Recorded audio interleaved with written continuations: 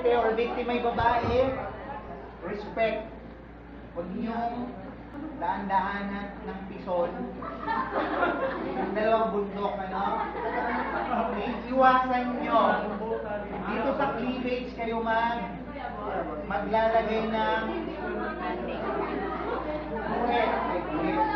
ng tali. Hindi pwede dito ha. Huwag niyong daanan.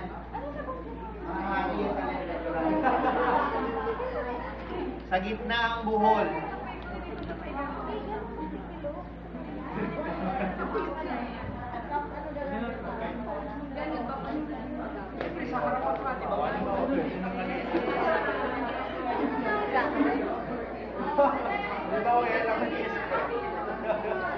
Para mabuhol mo lang.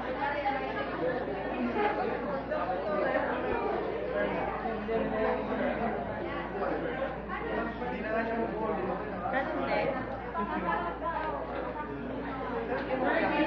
Kasi